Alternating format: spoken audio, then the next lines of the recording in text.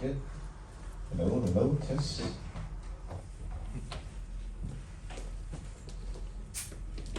Alright, so welcome to our one of our last masterclass series, right? Yeah. For the year. So it's been a year of many insightful speakers and sessions. Alright, so today we're gonna wrap it up with Mr. R.Ramani Ramalingam. Alright, so today we're gonna talk about music rights and royalties, and if you have any questions about how your music might be either in danger or how you might want to profit from it, perhaps, right? This is the right platform for you to ask those questions. All right. So let me give a short introduction a little bit on Mr. R.Ramani. Okay, so Mr. R.Ramani Ramalingam is a leading expert on collective music rights management in Southeast Asia. So having served as CEO of Public Performance Malaysia (PPM), and Recording Industry Association of Malaysia (RIM). So that's the big name that you must know as well.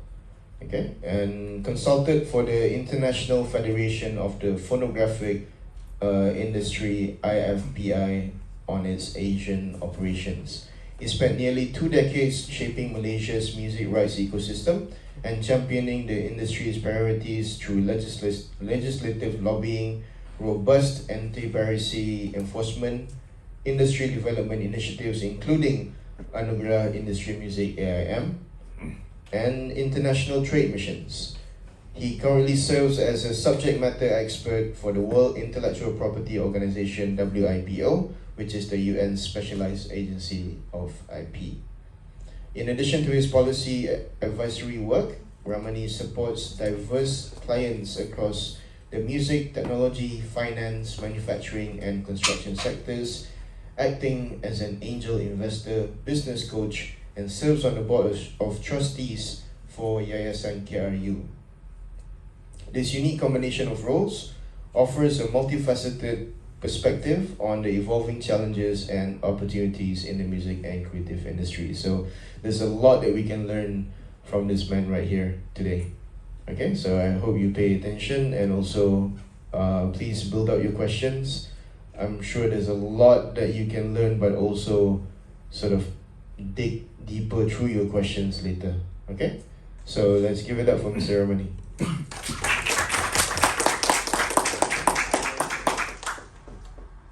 Do you normally use a mic here? Or? Yes. Yeah, okay.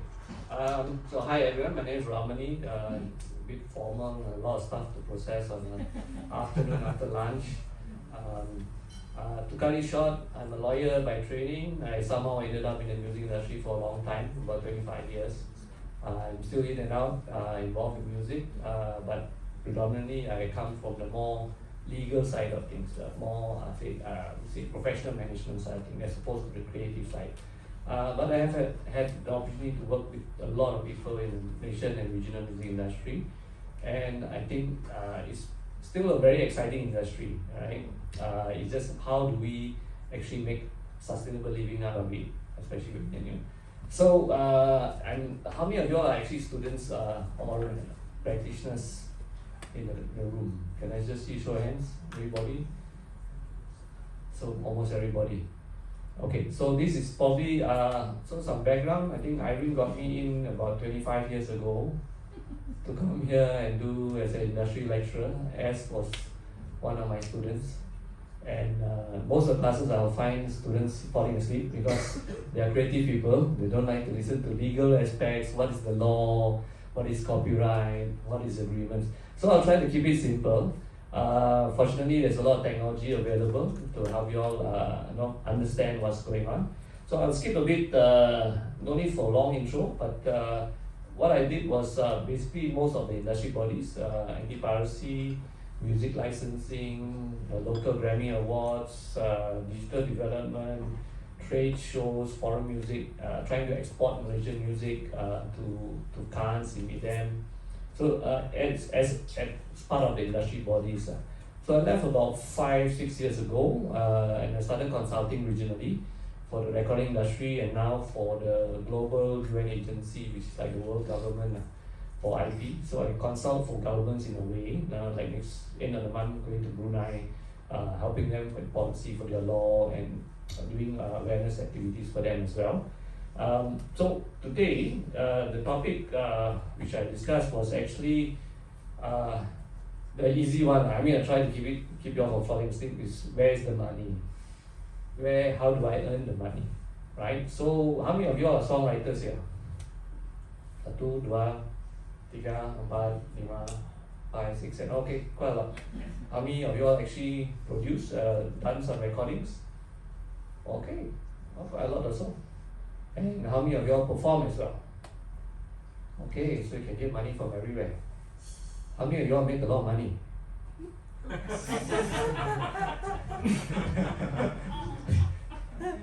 Sorry, cannot see.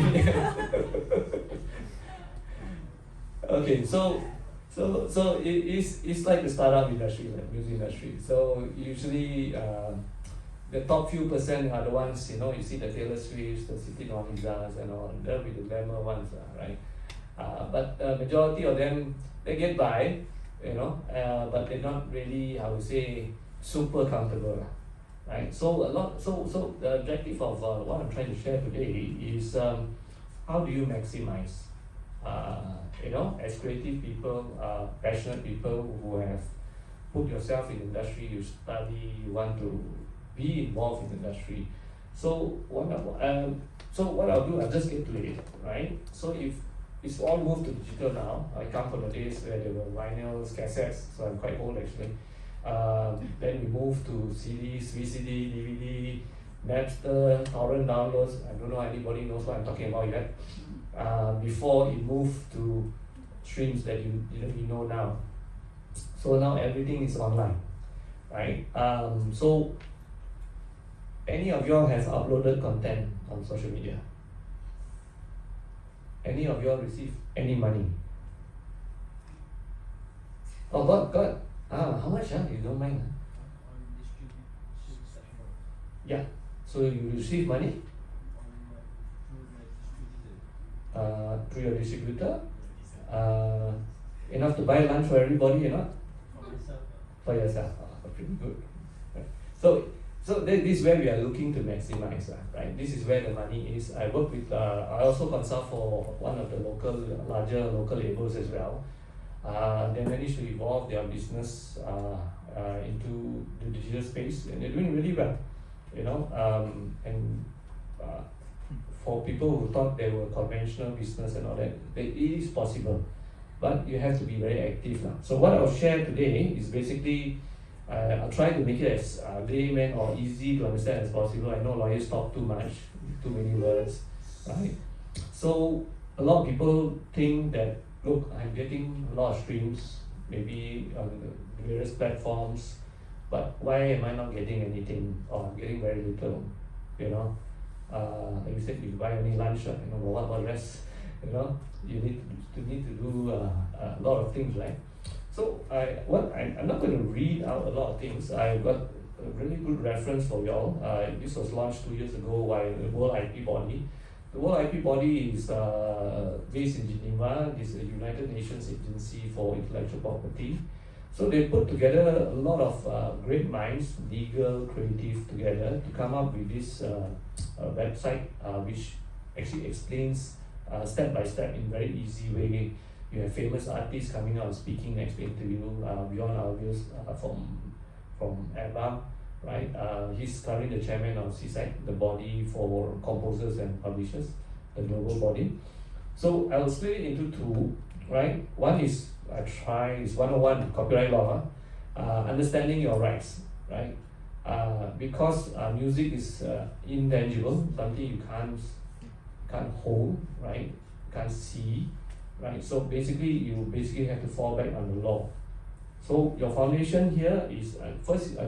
I have a couple slides on understanding your rights, and the next one is how do you get your money, right?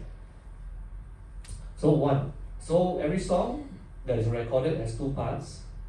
One is the musical work, the composition, the melody and the lyrics, and the other part is the sound recording itself. So most of y'all here have done all of it, meaning you wrote the song, maybe the lyrics as well, you get it recorded, you perform it as well, right? Or you get some musicians to help come along and perform it for you. So you have two copyrights in a way. So we call it one, the song, layman term, musical works, and the recording, right? So understanding how the split works is actually key to how you understand your money flow. So again, looking here, your left is the song. So who owns it? You do, right?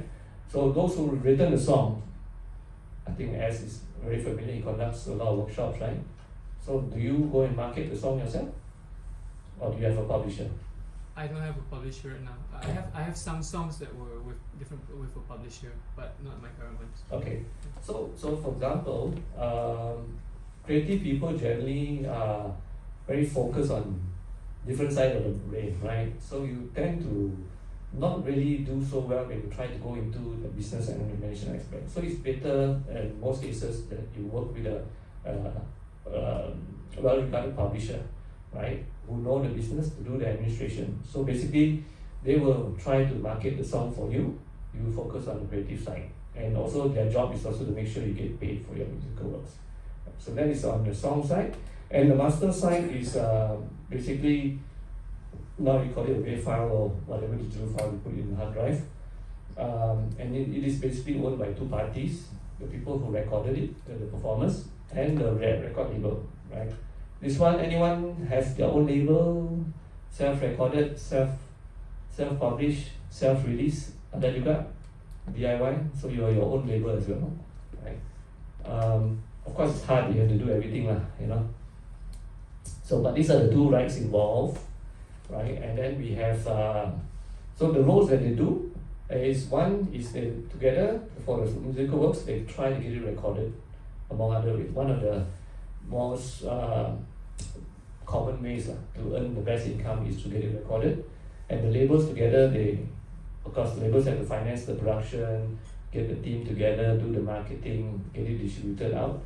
That's the side. And finally the cover version. So if someone else, after the recording is released and then the other parties will re-record it, that's another round of income for the songwriter and publisher as well. So these are basically the key parties in the picture. And okay, this gets boring actually for students who are more into the creative side of things. So what do you understand by right of reproduction? Very hard to say, huh? Usually in those days I had to do a lot of work trying to catch pirates in the pasar malam, selling the pirate CD because it's retailing at $25, $35 and then they're selling for $5, $6. Right, so basically those are copies. Then the piracy moved to online, where instead of buying actual physical product, people were downloading, and then subsequently it moved to streams. So that type of piracy sort of disappeared when everything became, legalized, where streaming is free, everyone can access without paying, right? So that basically is still a right which is licensed by the parties. Your distributor, your labels and all, you get the money from reproduction. Public performance. How many here are members of any of the licensing bodies in Malaysia? No, not yet. I know there's one, of course. So we'll go into that a little bit, where your music is played in public, if you get your songs played in the pub, karaoke or anywhere. And then basically the last part is where your music is streamed online. Okay. These are the three areas where economically you receive income. And this is one, if you're all starting your careers and going into music, this is one thing to bear in mind, right? That if you don't have proper data, you won't receive any money, because your money can't find you. It doesn't know your address, right? So, like I mentioned just here, right, you have to have metadata. It's your digital passport.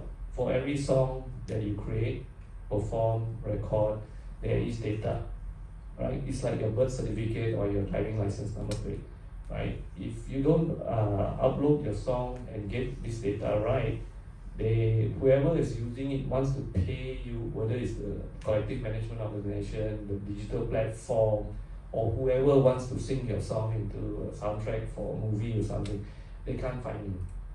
Right? So that's why a lot of people don't realize how important data is, right? So just remember, no data, no money. Yeah. Okay, the money. So people are talking, where's the money? Because you're saying you don't see the money, right? So this is the latest, because CISAC is the global body that represents musical works for publishers and songwriters. They are the global federation for NACP, for example, in Malaysia. This is their report for 2024. It's always a year later because they have to process the royalty reports. So in 2023, they collected 13.1 billion euro. Okay, this is global. These are global numbers for the federation, and they split it up. CISAC bodies like MACP, they do collect from the streaming platforms. So there's about 4 billion plus there. From the radio, TV stations, about 3.89 billion, and the rest is live and background music, which is played nationwide in outlets. So it's not a small amount of money, right? I'll come down to Malaysian level later, but this is how your income would come if you are a songwriter and a publisher, right? This excludes, I think, synchronization income, right?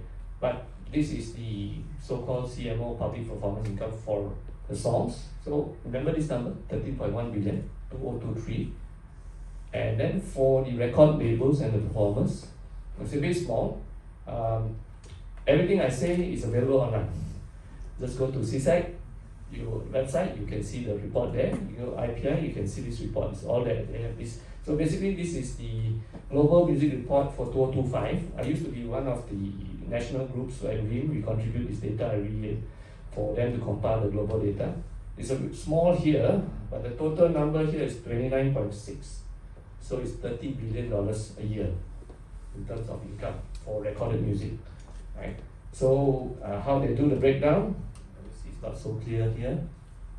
This is more, this 69% is digital income, and 9.7% is the public performance income from the equivalents of PPM, the CMO and so on, right? The rest are smaller breakdowns. I think you can see in here, it's still physical. Vinyls are making a comeback somehow, and we have synchronization and downloads. This is synchronization and downloads. So, and what we've seen is each sector is still seeing growth. That means the industry is still growing. You can see the number. When I joined the industry, it was at the start of the downturn.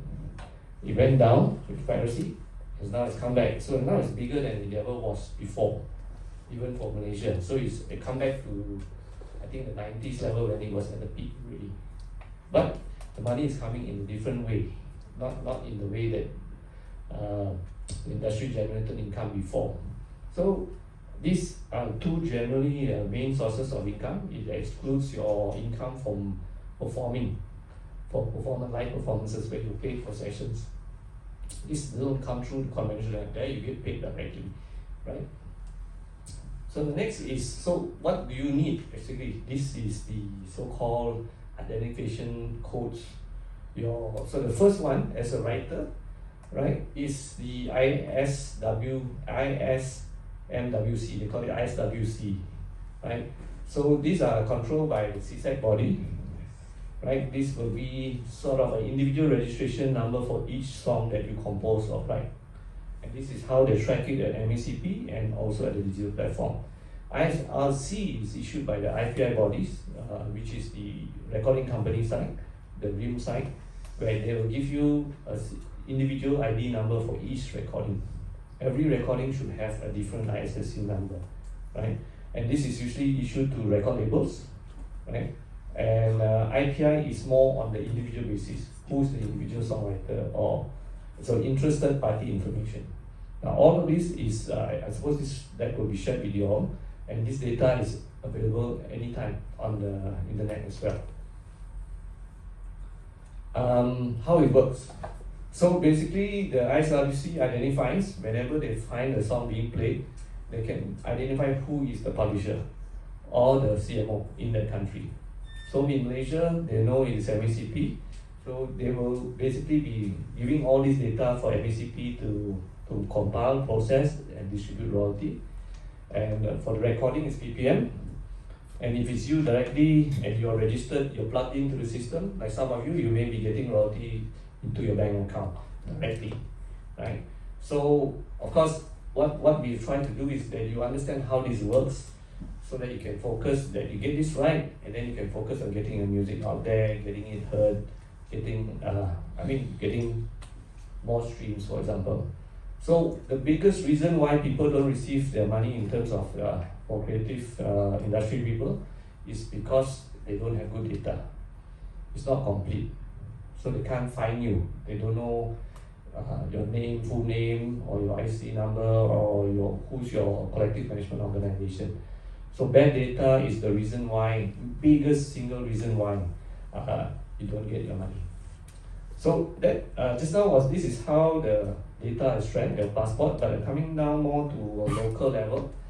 So in Malaysia, there are over, I would say, a few 100,000 commercial outlets using music, right? And it's not possible for individual right holders, whether songwriter, a recording company, or performer, to go to each coffee shop, to each karaoke, hey, if you play my song, please pay me money, right? So that's where the concept of collective management comes about.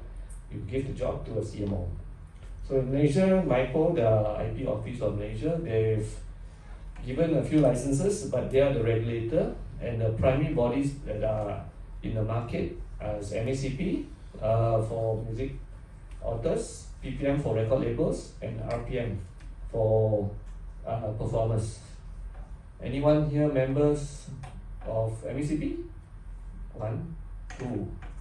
PPM? RPM? Okay, so anyone know who's the chairman of MACP? Other than the members, nobody knows. So nobody knows, so it's harder for you slowly lah. You have to get to know all this if you want to get your money eventually, right? I'll share more data after this. Anyone knows who's the chairman of RPM? No. Okay, so maybe Ash can share who's the chairman of RPM. Is it Sheila Majid? Sheila Majid, Yeah. right? Chairman of MACP?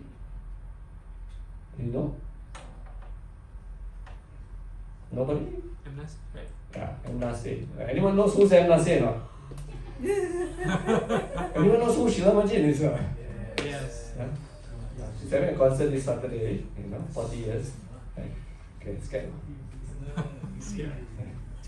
We're too old already.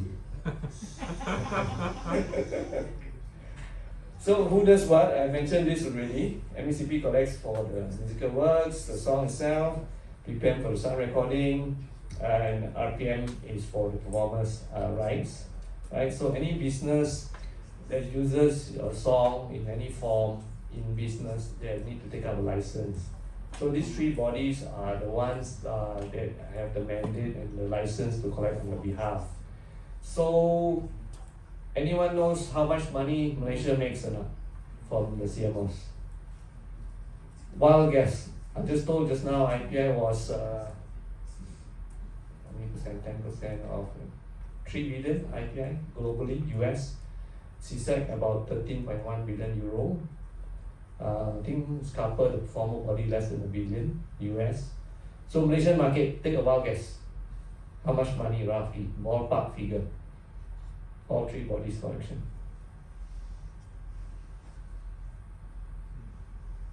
1 million, 2 million, 3 million, 4 million. Tembak one number? 20? 20. Yeah. 100. I think you're closer to that. Like it should have post-COVID, it should come up to above 100 now already. So roughly the general public performance sharing should be around 50 million here for MACP, about 50 for PPM, RPM maybe a couple million. It used to be higher, but because COVID hurt the world, all the retail closed and couldn't play. It took time for the market to recover back. So now I think we're coming back to pre-COVID levels already. Right? So this is money on the table for which you cannot collect yourself. You need to go through your appointed CMO. Couple of just simple case studies for you all to understand a little bit. Malaysia had an experiment about a few years ago, about 2016, 2017. There was a single body called MRM put together to try and solve problem where it's confusing for users to pay one side. So now MRM was the master CMO at the time to represent all the bodies it collected. It was launched in 2017. It had 1 year of operations, full operations 2018, almost 100 million. 5% operation cost, so we had about 95 million distributed, which is pretty good by global standards, right? The only challenge was the government changed a couple of times, and the individual stakeholder bodies couldn't agree on how to share the money, so they actually closed it down and went back to the status quo. This is one how to say historical event in Malaysia. I happened to be involved in that event, right? And I came out when they closed it down. And currently, right now, things are always changing. Creators are also getting more aware of their rights, performers, writers. So there's a lot of complaints that is not transparency, especially among the performing community. So the government has also stepped up to try and introduce and regulate over the years. And this year in January, they launched new guidelines which come into effect mid-January next year to try and improve governance. The 3 CMOs that I mentioned just now, they are looking to the courts to try and review these guidelines because they're looking at some of the aspects of the guidelines may undermine their autonomy to run their organizations. So that's something that's currently going on, right? I think the court hearing should be in January, around the time of the implementation. So that's 2 case studies from Malaysia. This actually is a bit too much detail, but basically this is what it's about. Why I think everybody who's involved in music and have rights should get involved is then you understand, because anything that happens here will affect your rights and your money as well, right? Just 2 quick examples. I was doing a regional study. We thought we were bad because we had too many CMOs. Then I went to Thailand, there's over 30. Wow. Right? So there's a mess there. People don't know who to pay. There's a lot of fight, a lot of complaints. But the government has taken a very free market approach. Do what you want. It's okay. You can form 2, 3 of you all can get together, form a CMO, go out and chase for money from outlets. You know, and that's a bit lawless in Thailand, but it is what it is now. Indonesia decided to, Malaysia, MRM bagus, saya nak ikut, so they also followed. But they did it in a I would say, more authoritarian way. The government steps in. The government is doing it. The government is the CMO. They call it the Lembaga Management Collective Nasional. So they created one body. Actually, I was there to try to teach them how MRM did it, but they went further than us. We did at industry level. The government took over and basically sort of coordinates the bodies to get this done. So they're also introducing additional rules this year to have a single account. So just to share with you why so much story about collective management is because you won't really be able to collect yourself. You need to rely on these bodies, and these bodies would be representing you. So you should take an interest that these bodies are run well, so that you get your rightful dues at the lowest possible cost, right? And again, in Asia, in ASEAN, there are different models that are rolled out. Why it's important, I think we get our act together is because there's a lot of money involved. Like I mentioned, in CISAC it's 13 billion, IFPI alone is 3 billion plus. It all comes back direct into the pockets of the creators as well, right? So that's for the CMO models. And so basically those 2 things I hope you all get out of this session is, one is you understand your rights, right? And the second is you understand the infrastructure that's needed to get paid. You know your rights, please get your data together and please sign up with your relevant CMO, right? So your distributors, so to speak, whether your publisher, your record label, or your CMO, or your digital platform, make sure you get this right so that the money can come and find them, right? So you're building basically your business of your own, investing in yourself when you do this. Yeah, so just check this quick one, document everything. People don't realize they think the metadata is not important, but it's actually the real asset. Without it, no one can actually process the royalties for you. There's probably, if I change my name to unclaimed funds, I'll be one of the richest men in the world. There's billions sitting in unclaimed funds because nobody knows whose money it is, right? So yeah, let's document everything, join a CMO, and get involved. As when you come out into the working world and practicing, do get involved with the bodies that represent you, right? And they share a lot of data, and it's useful for you to progress. So, okay, this is a big topic. It's hard to discuss because nobody knows the answer. This is a global challenge now, right? What is the future, right? So, pardon? No, so you have generative AI, right? So people look at it as a threat. People want to sue the companies like Napster. They try to block downloads and so on. So they see it as a big threat. On the other side, some see it as an opportunity, right? So those things like Napster, people took it as an opportunity to go to digital. Now Spotify has become one of the biggest companies in the music industry globally, right? So how do we tackle this? So some people call this like the Napster moment, including WIPO as well, right? But I think this is bigger because Napster disrupted the distribution chain, but AI actually is challenging how creation is done really. We have Michael Jackson singing in Korean, performing, can't tell the difference, whether you call it deep fake or whatever, you can do so much now. All aspects, not just music. You're talking about photography, you're talking about movies, you're talking about content, talking about even real person videos as well, right? So this is the conflict that they're seeing is they're taking everything and not paying anyone. They could take all your creative content, they could create a great new song out of it, but no one is identified and no one is paid. And the AI companies are growing and earning income and by the billions. So the guardians are so-called of the industry, the associations and all, the record labels, the publishers, they're taking up cases in the US. European Union has come up with some kind of regulations in AI. No one can comment yet because it's still new. People are still trying to understand how to manage this. So this is one of the threats that is faced, but at the same time it's also an opportunity, right?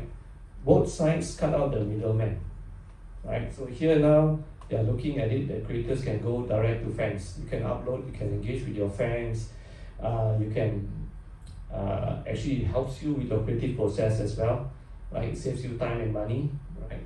So it's like an accelerator. So it's either you embrace it or you fight it, right? So it's very hard to fight technology. So I stand to lean in favor of embracing change, right? This is just for you to consider. This is the future that everybody is facing now anyway. And what do you do then, right? It's not like we can change the laws in Malaysia or the global environment overnight, but what you can do is at least get yourself equipped with knowledge, how to manage and learn as things progress. So what I really like about this, I know I'm consulting WIPO, but this is a really good tool, so a bit of promo here. Just remember goclip.org. Just go to the website.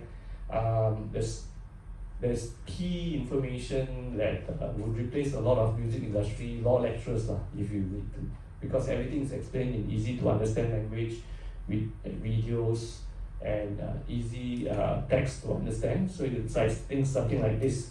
So the main page is about music, and anything you want to know about these topics are all there.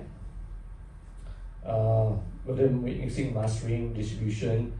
So an example, So it's called Creators Learn Intellectual Property. So there's music creator rights. They'll talk about the two rights I mentioned about, various terms in industry, how you get paid. So they get famous performers around the world, also creators, to come and speak, record videos, right? And I'll leave you with this before we move. I think we can move to Q&A, right? This is the current chairman of CISAC, right?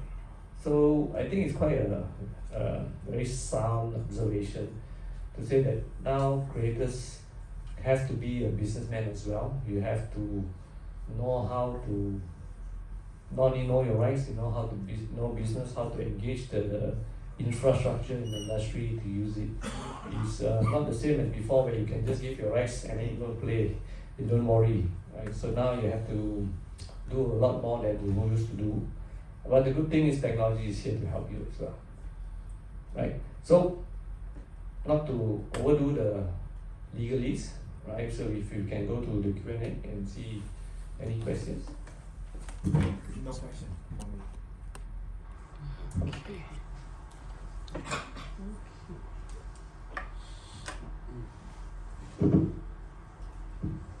Hello. Okay. Hi everyone. I'm Saman. I'm going to moderate the Q&A session. I'm an ICOM and Berklee alum. Actually, Mr. Ramani, yeah, you want to say it? Yeah. So Mr. Ramani was my lecturer here.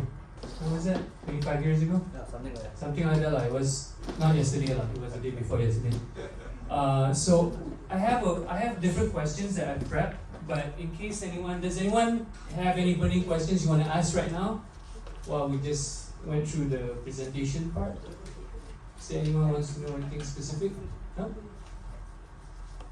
Okay. Very cool. Okay. So I'm gonna ask a very Okay. you want to get water? Oh, you want to sit there? I can see you. Okay. Oh, I can see you. I can see you. I feel like very far like that. So I guess like looking at it from a very practical standpoint, let's say I wrote a song, right? I wrote a song and I recorded a song and I'm independent. I'm not signed to a label. From your perspective, because you work with labels and stuff, like what should someone like me or one of the students here that they write a song, a few of the friends, they recorded it, what are the steps? How should they approach it from a practical point of view? Okay, so in the previous days, when the days are physical, how would you have done it? In the days of physical, I would okay. If I was independent, at that point I will I already have the song, so that I have the sound recording. I would go find an artist or a designer to do the artwork for the CD, and I'll find someone who knows where to replicate the CD for distribution. And then I will try to see if either I can talk to a physical distributor to distribute my CD, which they said no last time, 21 years ago. And then I just went direct to stores, guitar shops and stuff. So minimum order 1,000 pieces, right? Yeah, I had 1,000. So your apartment will have a lot of... it was a lot for some time. Yeah, it was a lot for some time. But then now it's everything finished already. I mean, within a few years it finished. But that's what I did last time. And then I was selling, so for my own things, I was selling CDs at my shows and events. And then there were a few different places that it was available in stores. Okay. Yeah. So basically now you do all the same, but it's all online. Okay. Right? So you record your song, you do promotional social media clips yourself, you upload to the various platforms. You can get a few names. Which platform did you upload to? DistroKid or all you can find? So there are various indie DIY platforms. You just fill in, because they are quite good at it. I mean, because doing on a large scale, so they will ask you for the data. Just make sure you complete the data. You upload. This is going the indie route, right? So most of the independent creators that have worked it, of course, the dream is to get a big signing somewhere with a big label who invest in you, or a big publisher. They will continue to give you advances so that you can focus on your craft and come up. So, but you can start that way, or you sign on through a label, and there are 450 labels in Malaysia. Publishers as well, I think 30-40 publishers, right? why I would recommend if you have enough scale is because if you try to do it all yourself, like imagine trying to run a college as a one person. You know, you need a team of people, someone who knows publishing, how to get your works out, record label, know which market to go to promote and work with all the platforms. If you have to do it all yourself, letih lah, you know, you can't really go that far, right? But yes, you have to start somewhere, right? And there's some people who are perfectly happy doing their own thing, you know, get their gigs, they have their own following. I think there's some older bands here which every time they perform, they still get people coming out. Chromo, I don't know if you heard of them. Yeah, I mean Chromo is like very big like Carl, he's doing it by himself. Yeah, he is doing it by himself. Yeah, but he's a corporate guy before. Yeah, he's a corporate guy, so he's also. So I'm not saying that even if you made it also, they still can do it by themselves if they choose to. Okay, cool. This is just a simple, kind of a simple question, but it happens so much. You know, if someone, like anyone here as a student or as a musician, when someone covers a song or remixes a song, how do you explain the legality of that or like the process of it? Okay, so the law, it is quite simple. If you take someone's property and use it, right? You say, for example, there's the piano, right? You decide to take the piano and use it. So in the real property world, you either pay for the right to rent the piano to use it. So in the digital world, the same concept. If you take a song written by, say, you wrote a song, right? The idea is to get her permission and pay her whatever license fee she sets for it. If you agree, then only you use it. So that concept online is quite hard to enforce and it's not very well known. So that's where infringement happens, court cases happen, they call it piracy and all, right? So, and the price can be free, can be very expensive, or is something you can't pay at all. I'll give you an example. If you want to sample a song, YouTube doesn't allow karaoke at one point. I think Jay Chow also doesn't. And some local labels, they're trying to promote the song. Take my song for free, please. You know, like soundtracks, OSTs that they do for television drama. Some will say, please, maybe I'll pay you something. You just put my song in, please, free. You know, and some say, no, I'm sorry, I reserve what's the show? Hikayat Murung Anwaruddin Zain or something. So it was exclusive to that movie. So even if you want to pay for the rights, they don't allow you to use a sample the song. You know, so it's from zero to not possible also, right? So the advice is try lah, because you are in the industry. You know, you do to others, others do to you also. You see, so try to find out who's the owner and then try to get the license. Most of the time they're quite reasonable. If they're not such a big hit song, there would be a nominal fee, only a sing fee for you to or mechanical lah, basically to reproduce again. Cover version, right? Yeah, cover version. Yeah. That's good. Okay. This is okay. Like in terms of Malaysia, right? Like how do you feel like the system of paying royalties here compares to like the different markets like UK, Europe, US? Is it like similar, or is it like, are there things that are lacking? Are there things that we do better? How is it like here? Well, when I was in industry, we were quite proud as Malaysia. We would say we were one of the best in the region. We try to follow. Of course, we're quite far from UK. About 250 million pounds a year, or 300 million pounds a year for one body. So they're almost $1 billion already. Just one country alone. That said, in the region we are still one of the larger bodies.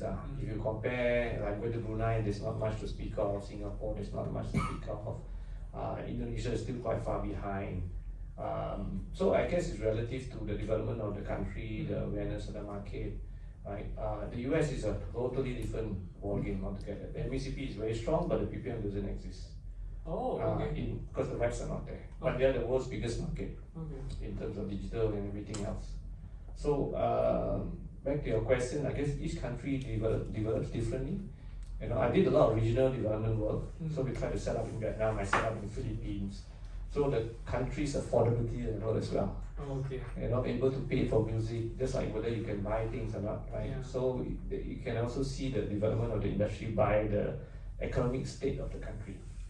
Interesting. You mentioned just now Indonesia, you said they're slightly behind. The market is very big, right? Like, what do you mean in terms of the actual collection? Is it? Market is big, but their development of their laws and their bodies came later. I mean, I was part of the group that consulted to help them set it up. So they are quite far behind us in terms of their law and their bodies. Okay. Even though the market is 10 times bigger than us, they still haven't collected as much as us yet. They're still new, and there's too many bodies. It's a very large country. Yeah. You know, so yeah, it's got high potential. So when I was with IFPI, I set up in Philippines and Vietnam. Also tried to. Population is very much bigger, but affordability, awareness, like Malaysia is now coming to 40 years already.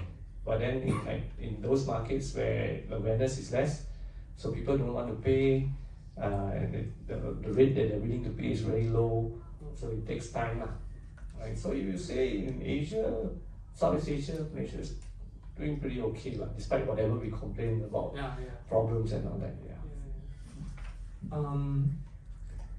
So I guess this is a question that a lot of my friends will always ask, because I think MECP, it has probably like the biggest awareness, people know MECP exists, and then after that maybe RPM and PPM to a lesser extent, but how do they? I work for all of them because I had to work for 17 directors.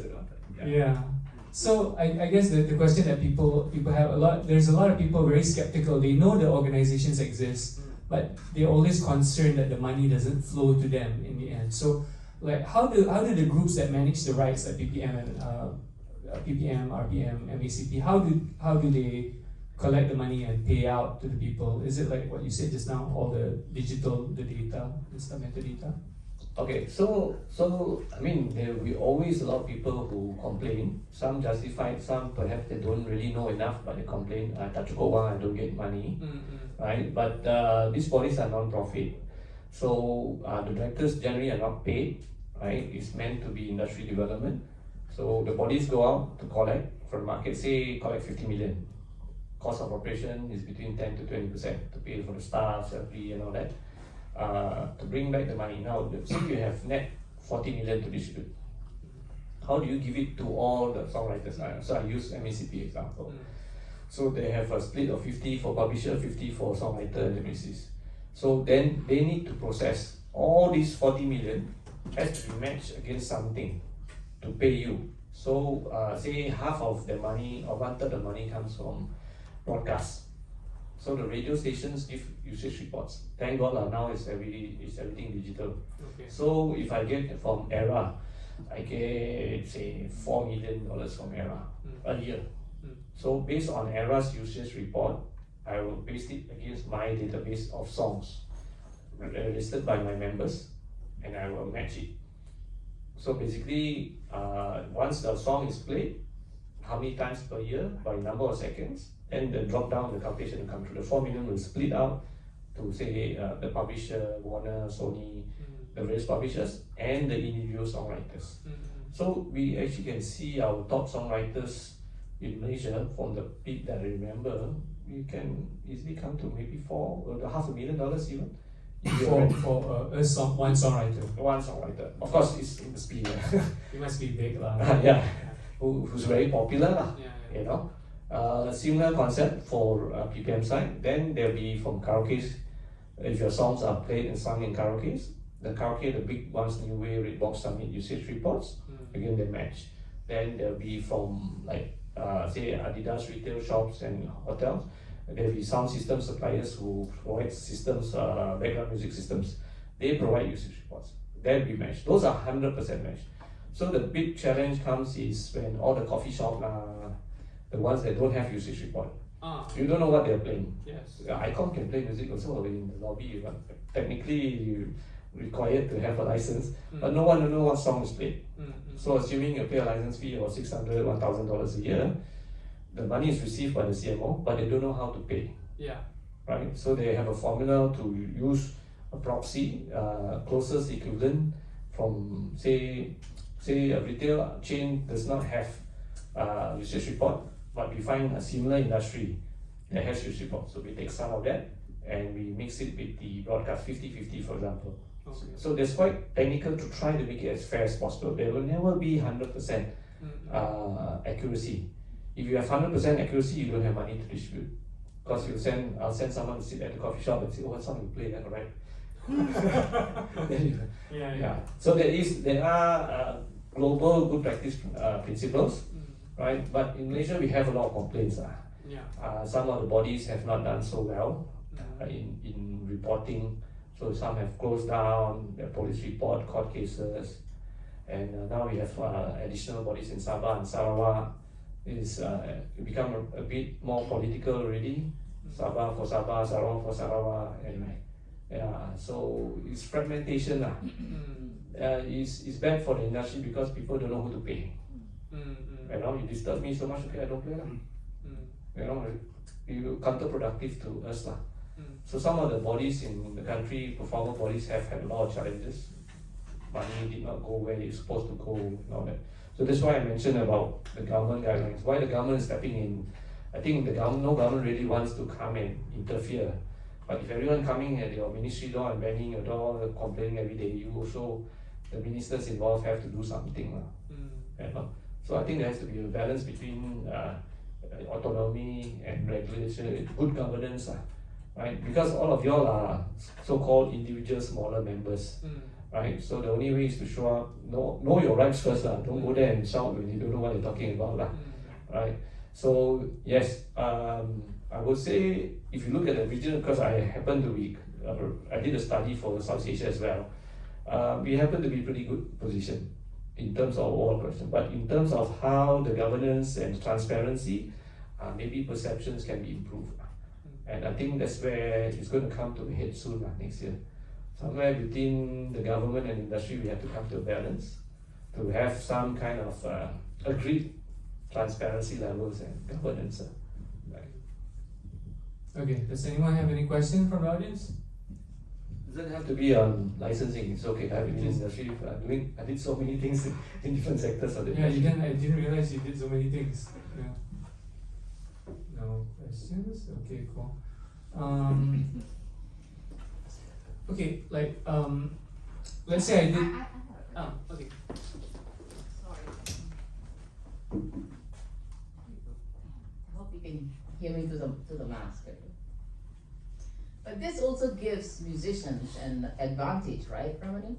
For example, let's say if I'm a composer and of all these entertainment outlets, say restaurants or someone or hotels, they're playing, CISAC, right? So they can ask me to compose something original for them, right? So instead of having to pay the collectors and all of that, musicians now, we could actually compose for them original tracks, which they can play for that. So while we make the money, I mean, we don't have to ask for copyright for those songs, we are selling the songs to the companies, right? That is it's kind of an advantage for musicians, right? So technology has leveled the game a lot. So the word I use was disintermediation, meaning that the middleman can disappear now. Right? You can write a song, you can produce a song, you can send direct to the platform, to the outlet. So yes, the opportunities have expanded exponentially in terms of what you can do by yourself. But you need to also understand what you're doing. Of course. Yeah. Because when I go to certain restaurants, what they're doing is they are streaming from Spotify, or they're playing something from YouTube, through the sound system. So who gains the copyright from that? Who collects this? So such outlets, they are licensed by all the CMOs, but they don't usually get the usage reports. So they'll use a proxy or other methods, broadcast usage reports to distribute. There's also, like you mentioned, some white label music companies. They will seek out, non-signed artists or composers.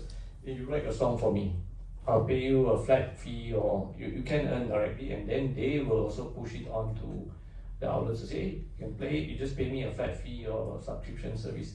So we call it, in the market, they call it royalty-free music.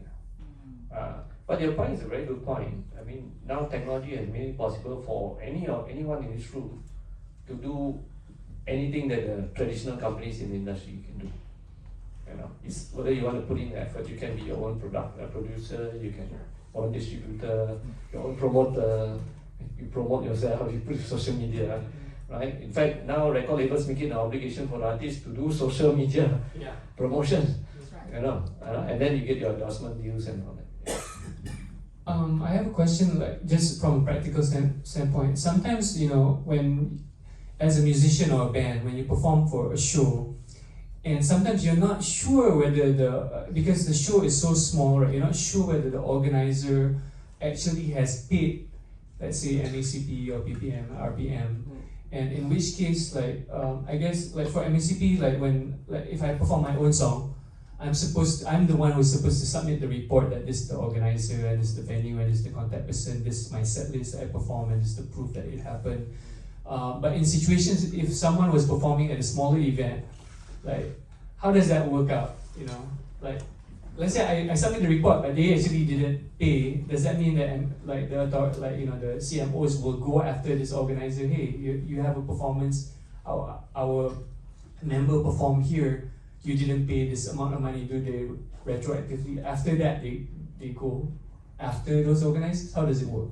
So, because I was doing this for 20 years, right? Yeah. So, again, now let's just speak on the broader picture. It depends on the market, the economy, and the awareness, the compliance in the population.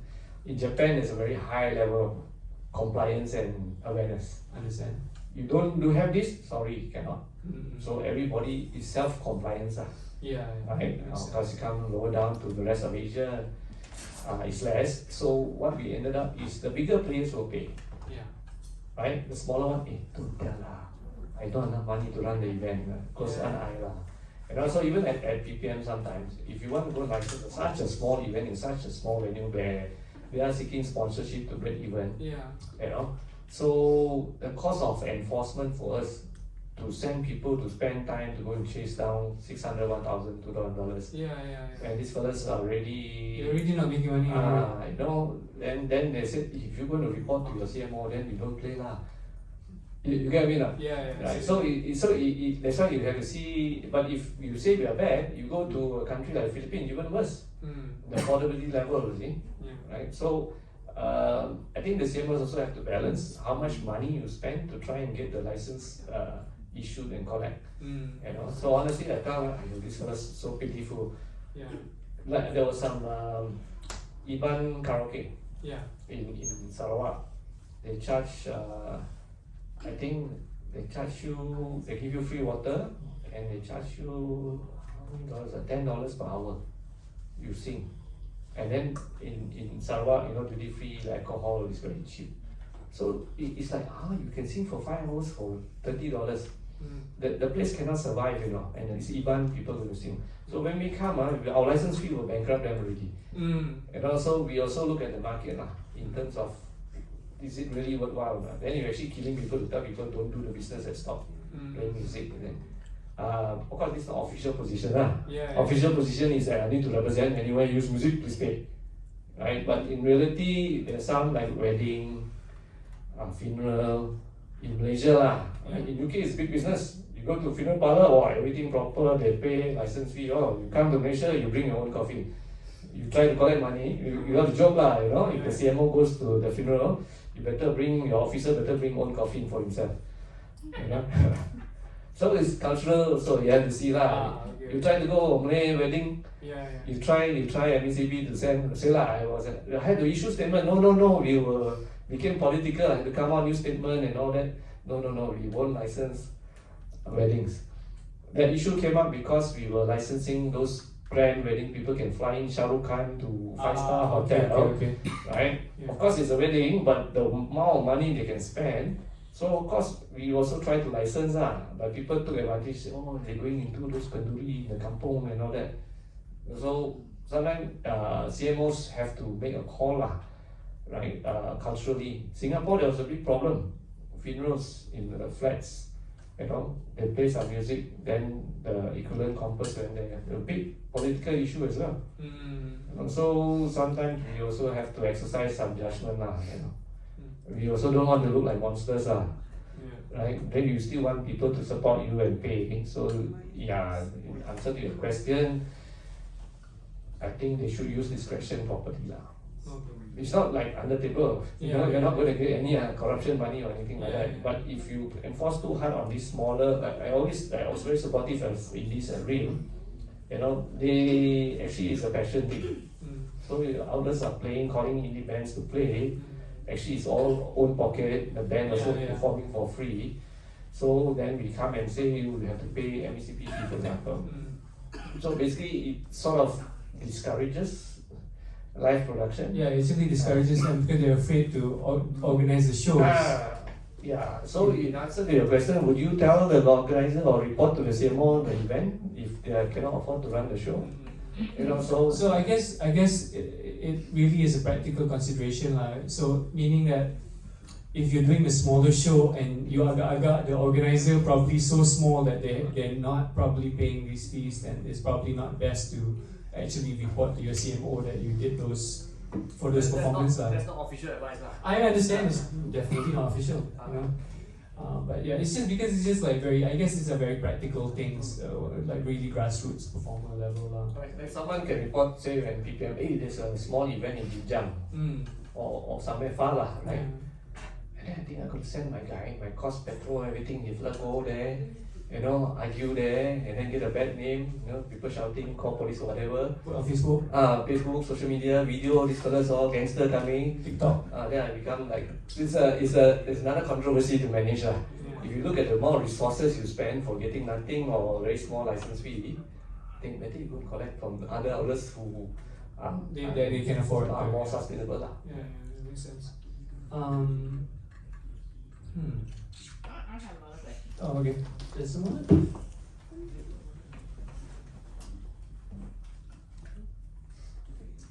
Okay, in this day and age of all this AI and all of that, right?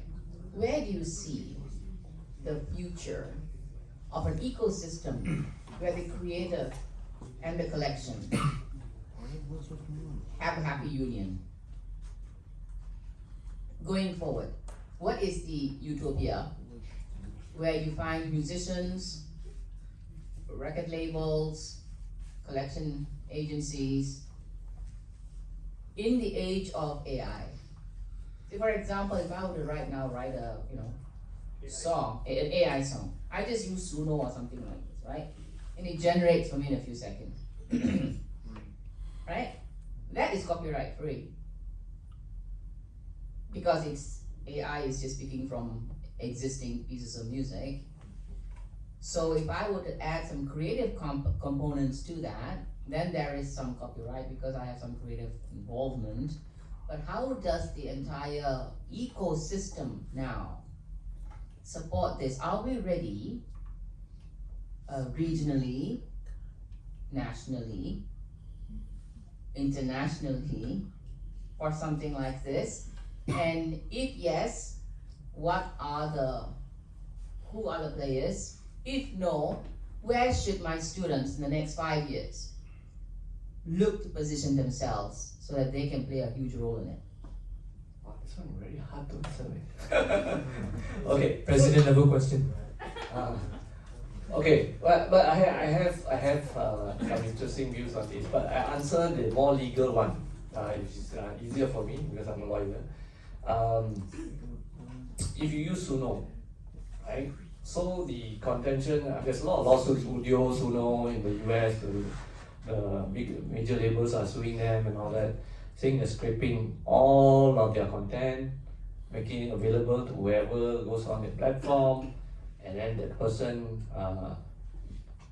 creates a few prompts, adds their own. Creating a prompt is also a form of creative contribution, right? And maybe add their own voice or something. Oh, it's a new copyrighted product, right? So they are, the old school way is fighting back, Like for example, PM's policy, if it's AI, it's not eligible to be registered. We don't recognize AI content, and I'm just saying traditionally. But in Japan, so this is how to say, this is new ground. Nobody really knows lah. We all, the laws are 10 years, 20 years behind. Forget about the law, just the practice. So it means what's in parliamentary statutes, right? So Japan just ruled that AI content, there's one court lah, this came out I think last month, is copyright protected. So in Japan, they recognize it. Okay. So, but you see there are pockets here and there lah, so it's all new, right? So the argument I would say is coming back to a cover version. I just use back to real life. You mentioned something about cover version, right? And you sample content of someone's song and you did. That new recording that you did has copyright. Even illegal, bootleg, whatever cover versions that you call it, counterfeit, illegal cover versions have copyright protection because it is a new creation. So in answer to Irene's question, yes, I think, my view lah, right? Of course, there's so many views out there. That is a new creation, it is copyright protected. But in creating your content, use other people's content, for which you should also compensate them. So if you are not going to do it, then it's better be the platform like Suno should find a way to pay whoever song. Whoever they train the data. Same way you sample someone's song, you find a way to get a license and compensate. So that is the legal part of it. Like I said, there's still arguments around the world. Malaysia, forget it lah, our courts, we haven't come across anything yet lah, right? Singapore, Japan, I know Europe is trying to pass some laws lah, right? So it's still a grey, not certain area. Right, but I'm just sharing my thought. It's just the same thing like you took someone's thing, you pay for it lah, but you will still be protected for what you did, right? If you legalize lah. The more complex question, what's the future? So I happen to be I'm consulting with a few companies more into, I like new things, right? Me too.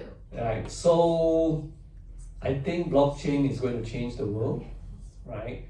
AI is just an accelerator that will get us there faster. In the future that I see, if at different paces, globally is not ready yet, don't talk about regionally or locally, it should go to full transparency. And everything you do is online. All your data is online. And I think there's no more room for middlemen if they don't innovate. All the CMOs, all the distributors, all the middle companies, if they don't embrace technology. You know, right now, because I work with YouTube and Rash, right? YouTube initially went through central bodies, and now they have the technology to distribute directly to the label, and they are able to distribute now slowly. TikTok and all starting to they can distribute to the individual creator. Everything is tracked online. They have their algorithm to track, right? And there's no reason why it cannot be done now. If all of your, I mean, whether the MECP or the CISACs of the world, it's not a criticism. I'm just saying technology is going to change the game. Just like how streaming changed the game, Nextdoor changed the game. The next big thing is going to be absolute transparency. Everything is tracked and paid, and possibly in digital assets. You know, you don't need to worry about exchange currency and all that. Everything will be done. Of course, I just attended one of these, it's the biggest cryptocurrency events last month in Singapore. Donald Trump's son came and tried to sell this cryptocurrency, whatever. But blew my mind, 50,000 people, you know, and it's people just pumping into digital space.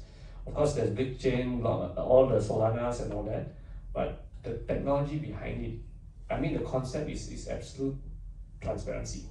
Everything is tracked. You can't hide anything. You know, I go to Singapore, I just put my face anywhere you go. So another friend just went to China. Your passport, they know everything. Anywhere you go, buy the train ticket, everything is through your passport. They know where you are. You know, okay, scary lah in one way lah. But it's all there. It's nothing to hide. If it's your song is played, you get your money. direct to your account, whether you whichever crypto wallet you use or whatever digital currency. So there's this stable coin thing that's coming up. I find that they will collide with the music industry as well. So if you next 5 years, my advice is learn and embrace technology.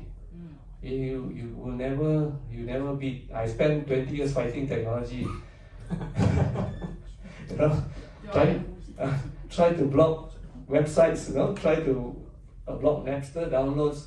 Take down websites and all that. It's like taking bazooka, shooting mosquitoes.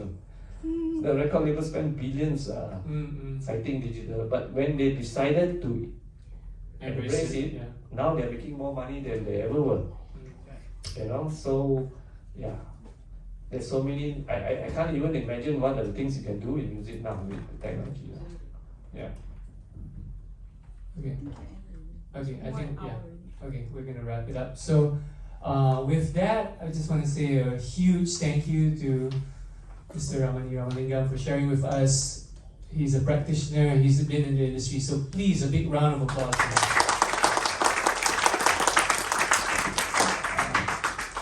So this has been, this is the 10th of the ICOM Master Series. This mastermind is our president, Ms. Irene Sabari. So it's been actually the first one. I was a presenter for the first one, and it's very nice that we are now at the 10th one. I think we're going to take a group photo for everyone, so we can take a photo together. Shall we just go on stage, everyone? Okay.